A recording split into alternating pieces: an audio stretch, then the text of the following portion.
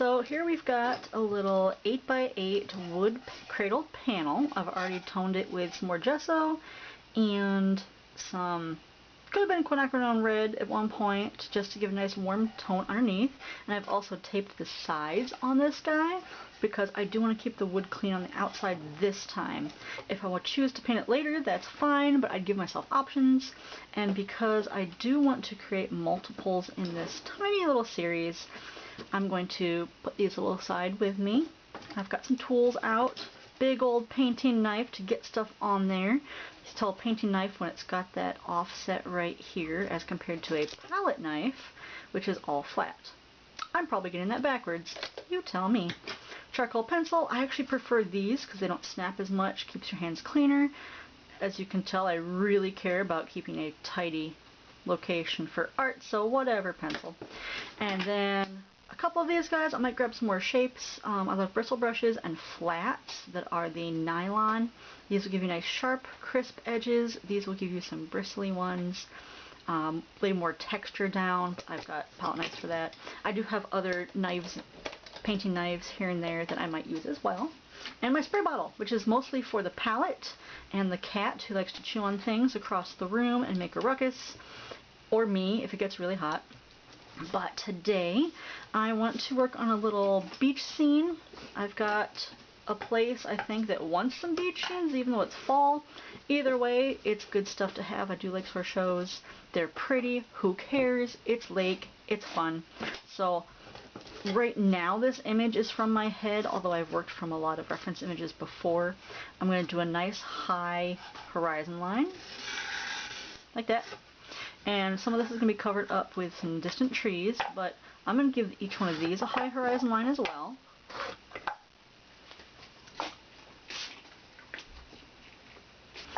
And then we're going to give them a beach line, so I like to start with a little bay in the back and give it kind of wiggly.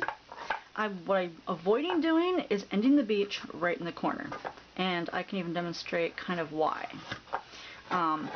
In art school and other books, they call this either a bad tangency or kissing. When things end directly in the corner, it's just not great for your eyeballs later on. You want to kind of avoid things that end up so perfectly cutting through that. So maybe you can see even right there why this doesn't feel right. It really doesn't, and this one's kind of going okay. But yeah, I usually call them bad tangencies. I know there's other terms for them out there. Have you ever heard of that in your art classes? Did they ever go over compositions where you should or shouldn't go straight for the edge right there? Like, okay, let's put trees that end up straight in that corner. Doesn't that look weird? That hurts. Oh, that hurts. But if I do something like this, I got a tall tree right here. Now, I say that, but look what happened right here. I put my tallest tree right above this little line right here. I don't like that. I also consider that implied line a little bit of a bad tangency. So what I can do with my charcoal, sometimes I need a little wet brush, and I can mop it and scrub it up right there and just do something a little different. So I don't want that to line up. I could have done that with paint too if I'd seen it later, so that it's very forgiving with acrylic. But you see maybe a little bit difference in the composition just right here with these guys alone. I call those bad tangencies. What else? What other term did you learn with those guys? I'm curious. I'm going to put these aside right here. I'll probably be working on all of them at once because once I mix up a glob of paint, I'm going to use it up. And these little guys do not take nearly that much. You see my bad composition over here. I'm going to fix that right now with a little bit of water and my paper towel over here, which I wipe my palette knife and brushes off on, because too much water will make a very uncontrollable glob of paint on your brush. It's weird. You don't want a very watery brush, and that's probably one of the biggest beginner things I've seen is people not drying off their brush all the way once they've rinsed it or mixed different colors. So you have a really watery soup, and with the chunks in it, and it gets real gross real fast. So when you rinse your brushes out with your water, I'm going to press it. Notice I'm not going bristles down. Not usually. That's going to hurt the brush. So I usually pat it like that in the direction the bristles want to go. I feel like that takes care of it better. I could be wrong. May not matter. It feels nicer to the brush. But now that we did that, I'm also going to start my trees over here, unless I want more sky. It's a general idea. You can see I was doodling a little bit. And of course I can put more trees back here if I want. I kind of like the pine trees of the north-ish. And this is scraping more because of the gesso I put on it. There's a transparent gesso or thicker gritty gesso. And that's why you're getting the scraping texture. A bit more than regular canvas or created panel. Some people like that texture, some people do not like that sound.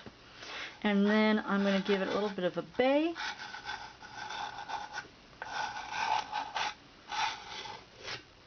And of course, not end in the corner, not end in the corner up here. Now you'll see something else I'm trying to take advantage of is the rule of thirds. So you could do halvesies. Halves is popular. The rule of thirds is basically making a big tic-tac-toe hashtag mark here. And these areas where these meet are really, really good spots for focal points and things to meet, basically. In the Western culture with our composition and art stuff, we love odd numbers and like this thing right here. It's really closely related to the golden ratio, but not quite. It's almost a little easier for us to calculate. Sciencey, nerd stuff, but in a general rule, if you're doing photos or compositions, having your eye land in one of these spots is really, really easy way of boosting your stuff. So you see us already using that. Like this is a third up. You got some stuff ending a third here. This kind of ends a third down. This part's a third over. But it's all guidelines. It's all guidelines, and I've already broken half those rules anyway, which is kind of the idea. But it's good for you. I'm also not going to have these meet perfectly over here because I can. And I want to draw a little bit of where the wet sand is going to go as well, because I would love some of those gorgeous colors where it reflects. So I'm going to start putting that in as well. These are a little harder to get all of that in, but we'll see. And that could be something I just add as I go later anyway. If I wanted to focus on sky, I might make some of these smaller. And again, I can just go on top of it if I really wanted to. But that is the super easy, fast method of the rule of thirds that helps just make a composition pop, and we've got no bad tangencies. So I'm going to mix some paint and come back and start laying down the sky and move forward. Since there's a lot of sky color in the water as well, there's a bit of that. I'm going to mix my sky and then my darkest darks, which could be a little bit in my trees. You don't really want to put the darkest dark in the background in general. It wants to be close to you. But because this beach is so reflective, those rules are going to be a little mushy for us. Alright, my sky color. I'm going to start with the lighter color, and we're going to make a pretty standard blue, bright blue sky. And I'm going to add the blue to the white because I want the lightest thing I can get down here. Might be enough. I'm going to get it a little thicker, a little bit of the drywall mud. And because I'm working on 3 of these guys, I'm going to make a little bit more. I'm going to add some of this gel medium as well, only because the drywall mud can be a bit brittle. It's designed to be on hard surfaces, not canvases. Granted, we are working on a wood surface this time, so it's not that bad. And this is actually something new to me, is mixing the colors before you start. I know it sounds like, why wouldn't you? I like to have colors go together, and the challenge of making the colors match as you go is kind of fun to me. And honestly, this technique does not stop me from doing any of that anyway. You tweak your colors here and there to make it match whatever you're doing. But after I've got one workshop where she had us do that, and I've heard of others doing it, it's very common. It makes sense. You're working out a lot of your troubleshooting beforehand, and it saves you a bit of time as you go. It can actually save you drying time for your paint if you've got it ready to go and you're not spending all that time while you're going.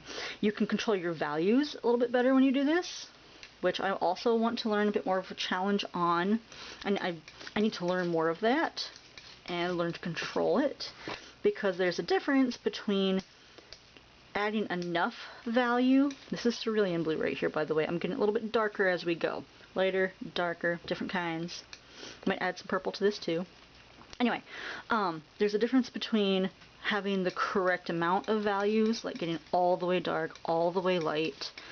I know a lot of beginners, people playing around, that'd be me, is not the greatest at getting the full value. I noticed myself always wanting to crank up the saturation and the contrast whenever I edited my photos. So maybe that means I need to get darker and lighter at the same time, crank those values when I'm painting.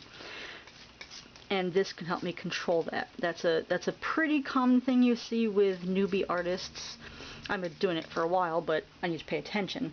But a lot of newbie artists tend to have mid-ground, mid-value paintings, and they just haven't pushed the super lights and the super darks. Partially because if you're impatient, you can be blending to mud. That's part of it. The other part is you're just not aware of how to get the darkest darks. So if I want a super, super dark thing, which I kind of do for this beach, I want it very warm with the browns. I'm probably not going to show you all my color mixing. If you want to see that, this feels, I don't know, is this interesting? If you want to see all this color mixing for the beach colors, let me know. I'm probably not going to put that in all my videos because I feel like it's a little tedious for some people. But some people might really like to see that, especially with color recipes. If you're trying to get a certain color and you don't know what ratios you're sticking in there, it's good to do that and see all that. So please let me know if you like the color mixing portion. I could see that going either way. I'm trying to get a wonderful beachy pink right here. So I've got that Naphthalene red, I've scooped a bit of that cadmium yellow. It's a really red orange, basically, but I don't want orange, right? Coral. So I actually want to dull it down with that green that I had right there. I'll just use these guys all around. So it's okay. I might get some more browns. Go back and forth a little bit. Depends on the beach you're doing. It's pretty pink. See, this is better. It is very orange, but I like this right here. This is the gel. It's going to extend that a little bit. It's also kind of dark. I'd probably add Naples yellow at this point, but I don't have it on my palette currently. Whatever. I can add that more later if I want. And so I actually like this as a beach base. I would lighten that up. And then sand towards the water that's wet is also darker anyway. So we'll be tweaking all these colors as I go. That's what I like about this, but at least I've got some stuff to work with, and it doesn't take that much. I might scoop just with my brush from those piles, or use this to scrape. I do like a lot of knife painting, but oh, that was only 5 minutes-ish of blending. That's not too bad. But yeah, let me know if you want to see this process, if you actually want to see more involved, like how much I'm putting with this stuff, get into the color theory. Absolutely willing to do that. We can match some colors more carefully, or just play around and do it the chaos method. Let me know. Back to the painting portion of things. The other nice thing about pre-mixing is that the painting part actually goes faster, especially if you've got reference images. But again, this is out of my head, so you might not want to follow along for that. There's lots of beach photos that are going to be like this. I've done quite a few like these, but like I said, I'm going to start with this guy, and that is not the brush I wanted to grab. I wanted another flat. I thought was over here. This one works. A little larger flat. It has been tortured. As you can see, it's kind of fraying at the end right there, but that's okay. Whatever. I'm going to get it wet first. I want to get it wet first, but I'm also patting out that extra moisture because I feel like it protects the bristles a bit more from the paint, maybe. I don't know why. It also puts those bristles together. You get the brush to behave a bit more when it starts out wet. I don't know. What, do you do that? Is that something you do? Have you tried it? Will you wet the brush first or not? Grab some of this light blue, and I can already tell with the grit of the little wood board right there, I can feel the grit underneath the brush, and it's really grabbing and eating up that paint. But this is the lightest one of the lightest ones I want to do in the sky, so I'm trying to be careful about getting all this light stuff down below, because it's so easy to make a little outline above your trees, but this may not be where your sky is actually light. This is where your sky is darker up here. So you have to be careful on where the light sky actually is. It could be just down here, and you don't want to put it all the way up here. Which I'm like, oh no, what do I do? I'll put more sky on top of it. You can bring that back down. And I am trying to remember to do different angles with this thing, because that will help as well. This is where the angles of your brush strokes can either enhance your story or take away from it, and it's mostly about paying attention to what you're doing and doing it on purpose. So I'm trying to do a little bit all over, but look how fast that just cleans up right there. Get a little light right there. I might have to wait for it to dry before I touch it up too much. Whatever, it's gonna be okay. I'm gonna do the trees anyway. And then I do want a nice dramatic something, so I grab some dark, grab some of the regular Thaler right there. A bit of ultramarine up here would be lovely. It is darkening very nicely. Some of it kind of blending, kind of brush stroke. I'll put usually smoother brush strokes on the bottom and then chunkier on top, because it's actually grabbing your eye a bit more. But that is on purpose, whether you blend a lot.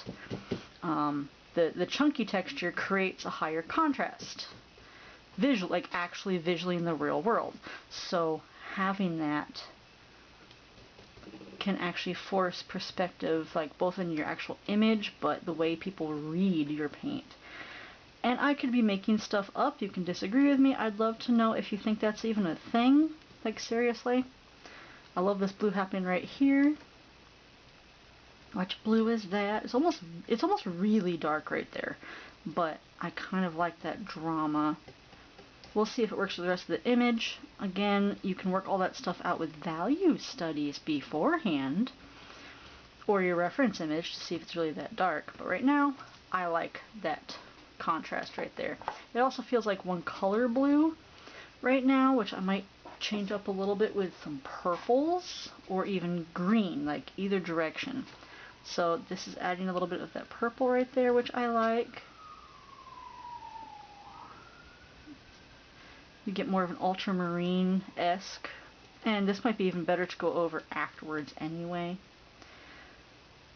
Or you can go greener towards the horizon, where you're going to have more of that light coming through. And there are bits of green in the sky in general. This is why I like my Naples yellow. It's nice, and it's kind of a dull yellow, but it's wonderful for skies and beaches, so I'm going to add a little bit of that. And maybe you can see the difference. I don't know if my camera will actually pick that up or not, but that is my light blue sky with a teensy bit of Naples yellow. It helps control from going green too fast. I'll put it around there. This needs more blending, more work, but I'm not sure I'm going to do that right now. Okay, I shouldn't say blending. With these brush strokes, blending isn't really the thing. I need more of a transition, unless it is a cloud on purpose. Right now it is not. This guy might be a nice light sky. I might not do nearly as much variation. I just want to get these done, not to get them over with. It's fun.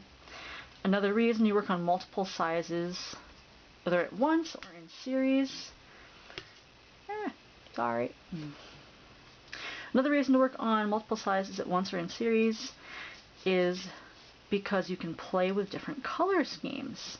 So if I thought that was too dark right here, maybe I don't want to do that right here. You can play around.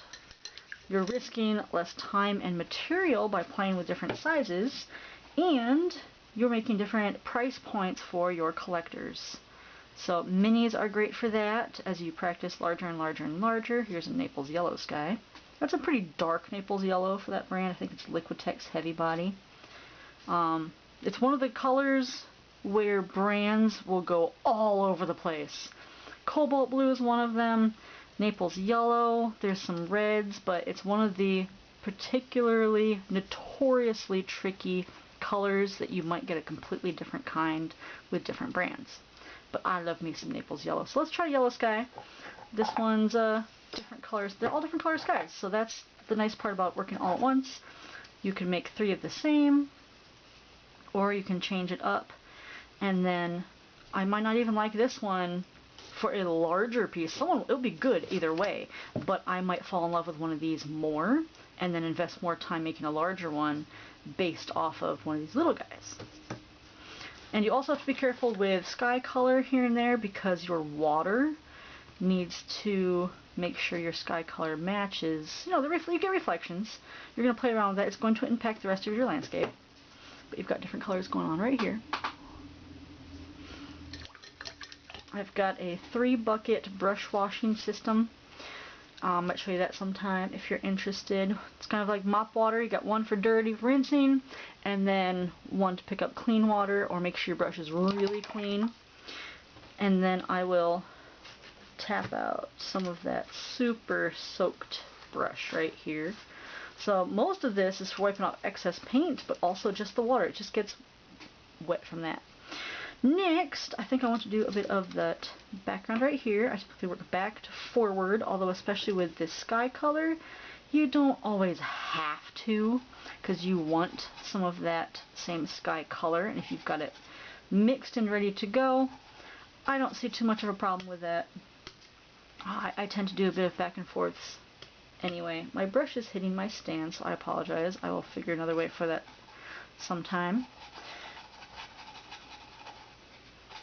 And that's pretty blendy for the way I paint right there. I'll usually start out kind of blendy and then put more choppy stuff on top. I'm not sure I want to work that way long term, because I love the gorgeous textures that come with the palette knife painting. Anyway, put some over there. And even the sand gets really purple down here, even on sunny days. It's lovely to find wet sands on beaches. It turns gorgeous, gorgeous colors, and especially depending on where you're standing on the beach, you get different reflections, which is why I love this challenge. So this is basically the sand that's picking this up, and the beach will a little bit. But, ooh, that's fun. Look at that texture right there. We'll see if that stays. I know some people like to plan out their paintings a lot more, and right now for this one I'm just not gonna. Sometimes I do, sometimes I don't. I'm gonna use my darkest back here to absolutely obliterate all the lines I just made for the trees.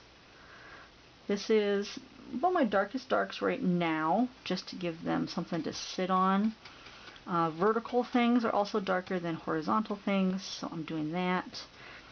I don't really want a super bright green back here, so I can put some greens and dull it down as I go. But this is just the first layer of trees. I tend to put a layer down, let it dry, and then layer up more stuff on top for texture purposes and value control purposes. But you can see it coming together still. I've reset the camera so I don't smack into my brushes quite so much. Might help everybody.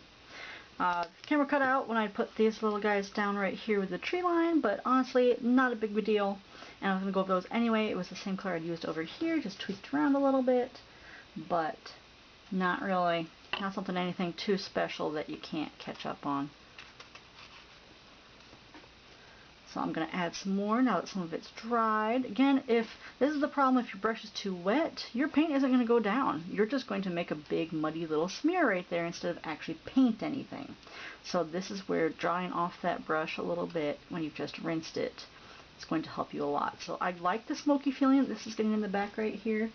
Kind of a smoky fog look.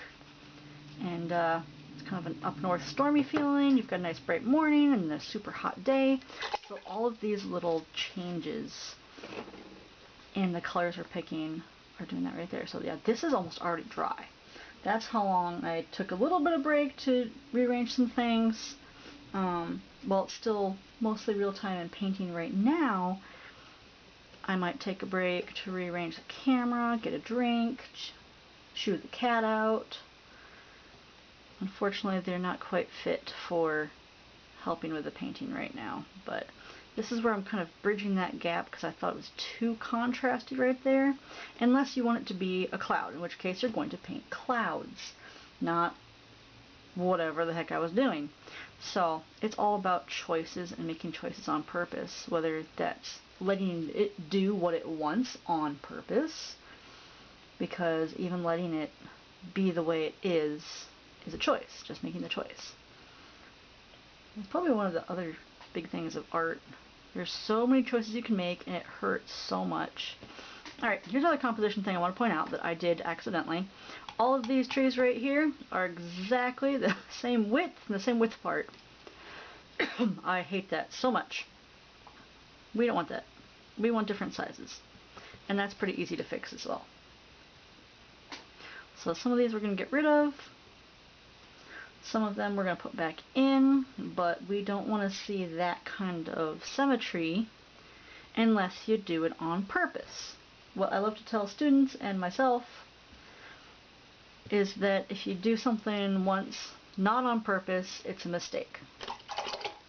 Whether you like it or not. Whoops, that's a cool happy mistake, bad mistake, whatever. If you do it on purpose, it's a technique. So sometimes you get happy accidents, and hey, cool, but if you can't reproduce it, what's the point? Sometimes things happen where you don't want to reproduce it, but how do you avoid it if you can't reproduce it? At the same time, there's lots of cool art things out there which are made with unreproducible techniques like monoprints.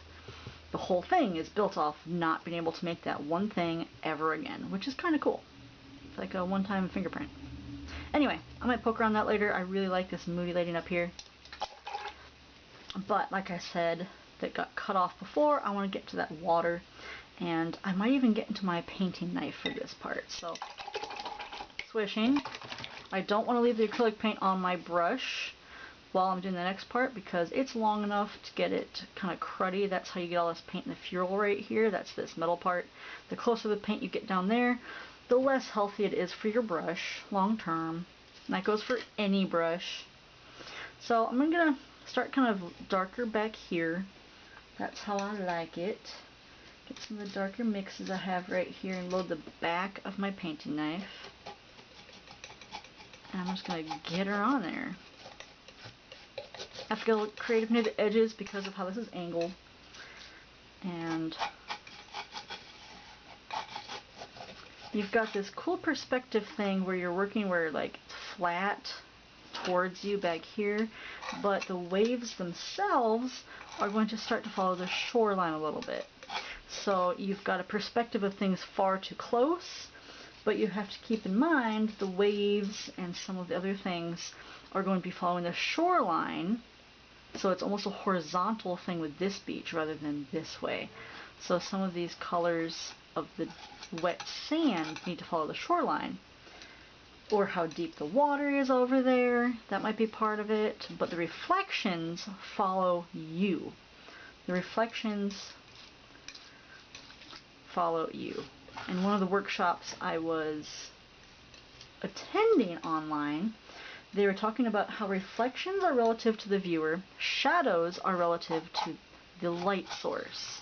And a lot of people just didn't realize, including me, it's hard to remember sometimes, the light source is a different direction than you. So right now the light source is probably behind us somewhere.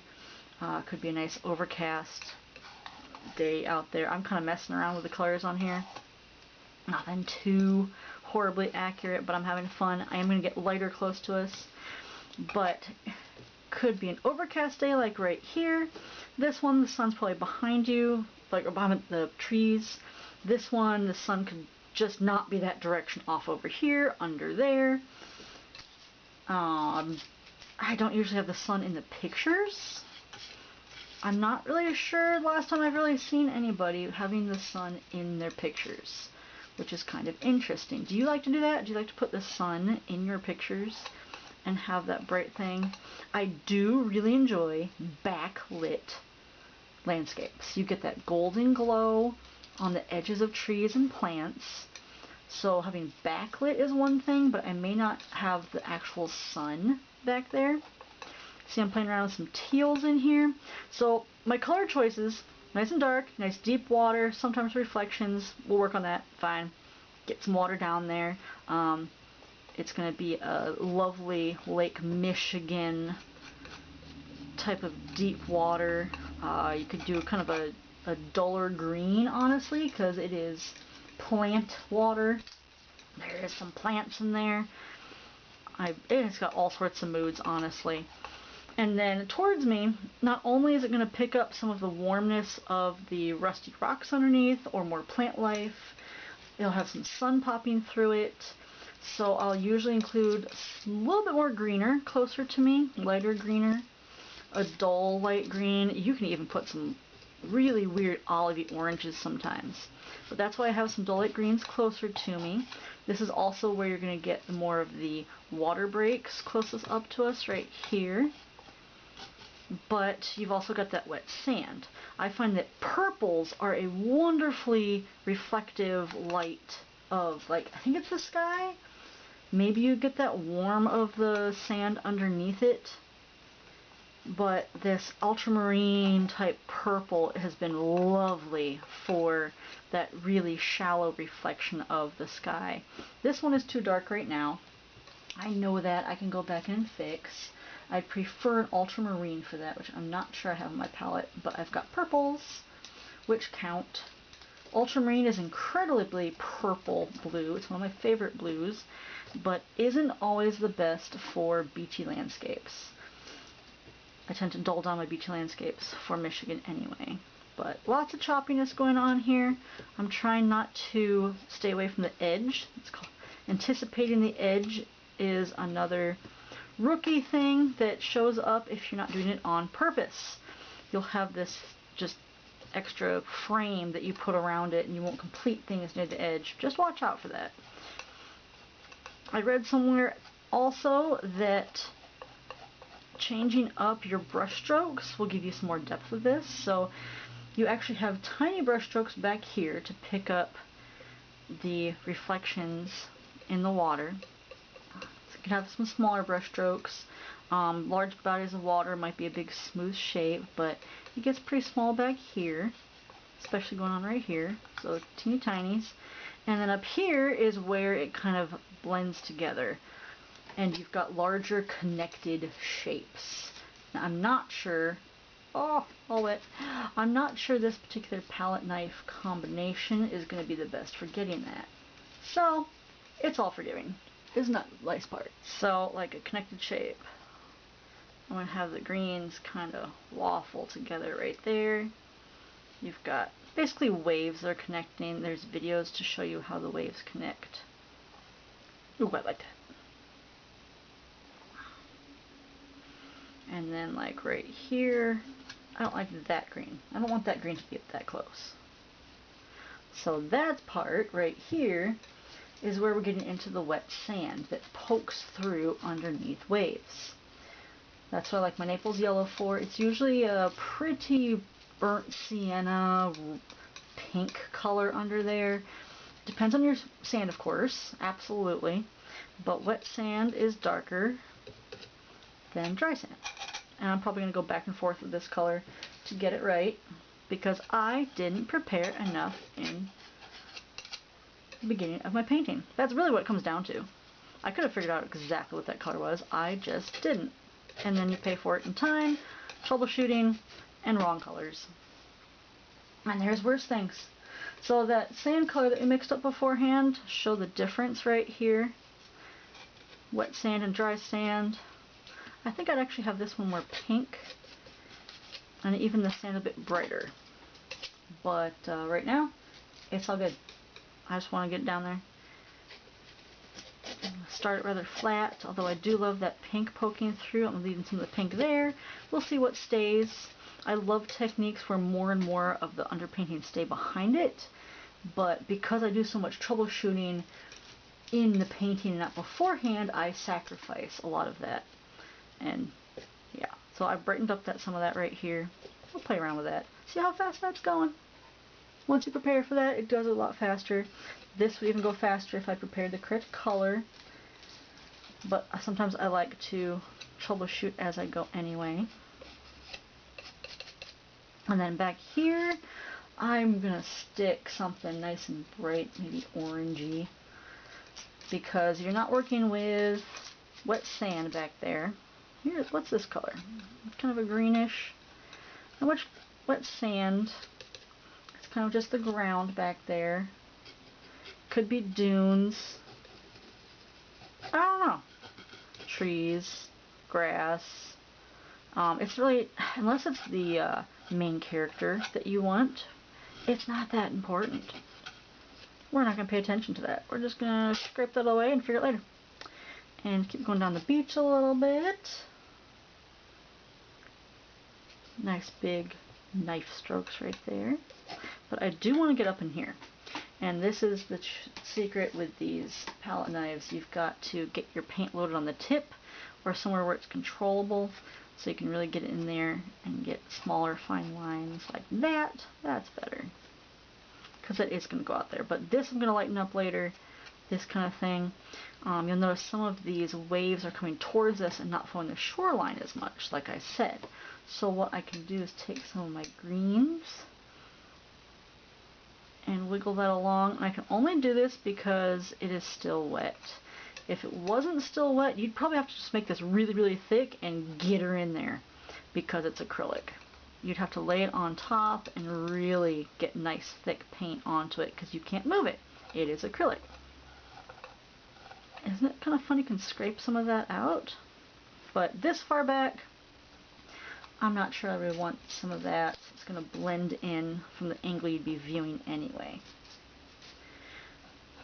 I could be making this stuff up. You know what you like in your beach paintings, and you'll notice yourself if it just feels wrong. If you've got an image that you're actually looking at, to double check. And you know, I might find a beach painting later and I hate it so much because I did something wrong on here. I can go back on top. It's acrylic. That's the lovely, lovely part of acrylic. Even with all these mediums, that shouldn't be a problem. These mediums into the acrylic are going to be pretty encased in the plastic. I'm scraping together some more colors over here.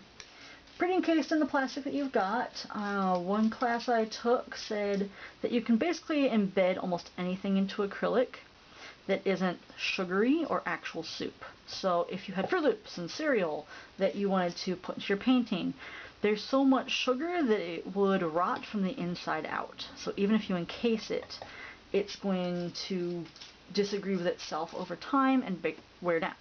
And of course, actual soup is just too watery. There's too much gunk going on. Even mixed with acrylic, it just kind of gross, right? So I've used baking soda to mix with paintings before. I've used lentils. I've hot glued lentils. I've written with a hot glue gun, which would be kind of that'd be a fun video, I think. And then that was gessoed on top to help the paint stay better. I primed it with a nice quality gesso that will stick to almost anything to prime it. Depends on your gesso. I like this beach right here. I feel like there's a bit of all over quality. I feel like it needs to change up a little bit, but I can let that figure out as I go. But another thing we can do right here, since the beach is all one pass, this is all still wet right here, I'm going to lay on some of this sand kind of thick, and then we're going to pull out some red beach grass without using any paint. We're going to scrape it out. So, like that. There's fancy art terms for this. Normally this sound would drive me insane. And that's kind of fun. I might like some of that. I don't think it went down to the red as much as I wanted it to, but that's another technique you can do to get grasses and wonderful textures on tree bark. But I'll leave some of that. Something else you can do with the side of your painting knife, as I've washed off real good, so as clean as you can get. So I'll use the side of the painting knife to probably pick up darker grass, we'll call it. Darker grass, so it's on the edge of this guy. That's even kind of globby on the edge. I want it to be all along that edge, not just contained on the side, so that's a little bit better as you do this kind of thing. See what happens with that glob. Big deal. Oh no, I ruined it all. What will I do? Ta-da! Anyway, so I've got to pick that up on the side, trying to drag it through, but I might have too many layers right there that it doesn't want to behave with right now. Oh well. While it's still wet, you can scrape off to start new things if you want. It's gonna be okay. I'm honestly not that concerned with that part right now. But that is something you can do with the edge. Kind of tap it in there. There, it's working a bit more. You see it working. And I can go on top and kind of patch it up if it's not really what I want. That's only when I'm not leaving too much of that background color behind there. It's easier to patch up and clear, refresh, because you're just adding layers and layers. Ta-da! So I really like how that went. Got a good depth right there. The trees definitely need some more TLC. The beach could use more layers. I like the grass in the foreground because it gives you that depth that pulls you from farther to closer. But we need to do the same thing to these little guys. So for the little ones, some of the colors might be tweaked around a little bit because we've got different skies.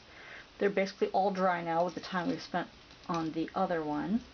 And I'm going to grab some more of that darker stuff for the back and get her on there. This one in particular might be good for a more purpley, darker lake back there.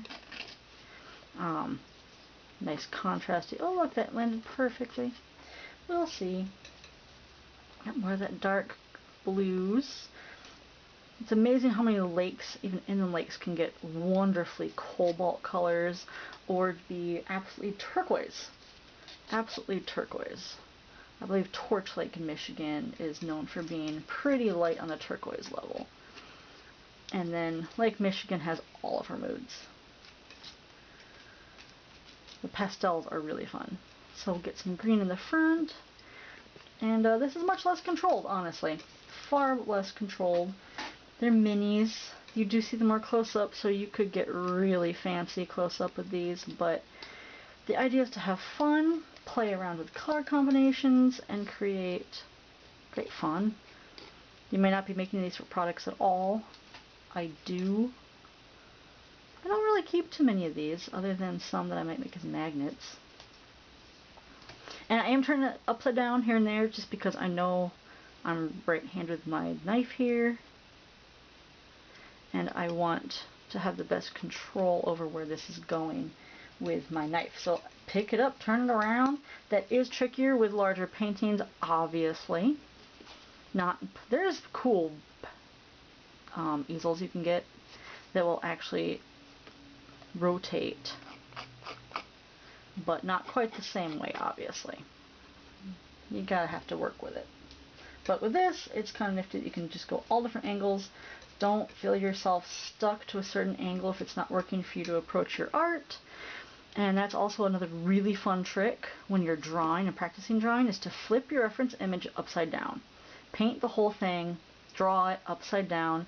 You are going to skyrocket how your brain sees shapes. So you can also check compositions that way too. You're going to know real fast if it's too heavy by flipping it upside down. This one I'm fine with. But yeah, it's a great way because your brain, instead of interpreting the thing that it is, because your brain thinks it knows all sorts of things about that, let me tell you, flipping it upside down, you get shapes. That's also why I like to work with collages, because I'm less concerned about details at that point, and I'll work on masses of shapes with the large pieces of paper that I'll put together. That'd be a fun video. There's so many things you can do. It's even more fun in person. I've done that a couple person. Oh no, the water is splashed up into the sky. Whatever will we do?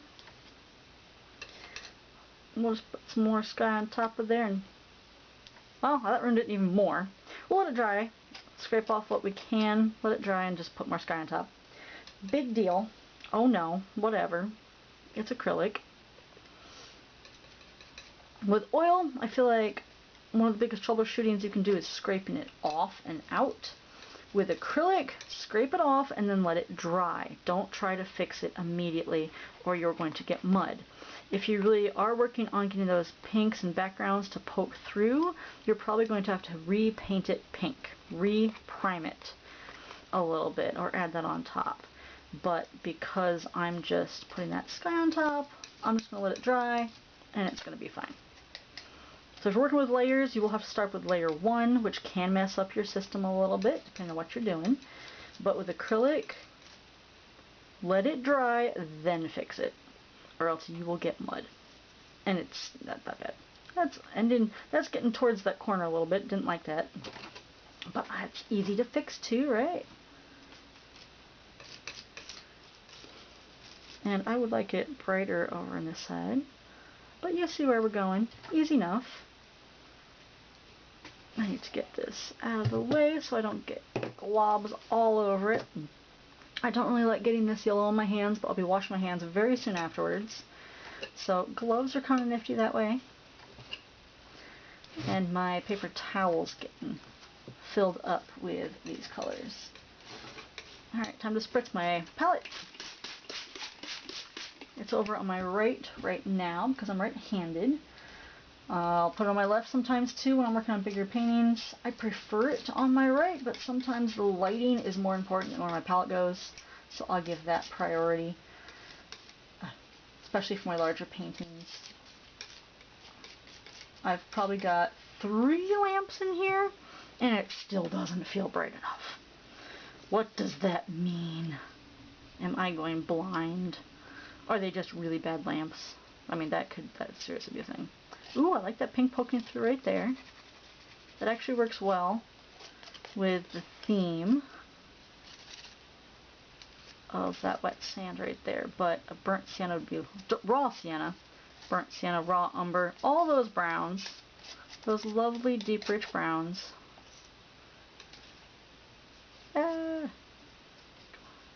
Right there.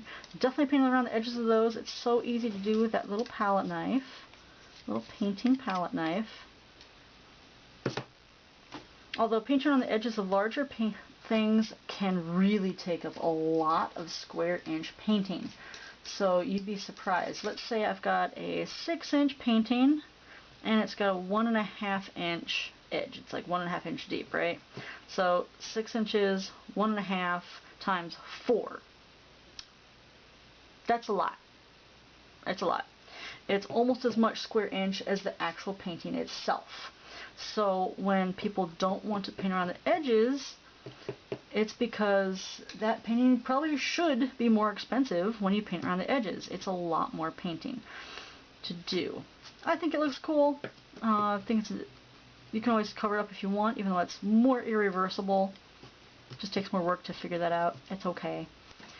What I do like about it is that it matches the painting. You've got the paint right there, and the secret is to not make it as detailed. Just smudge the same color on the side and you're good to go.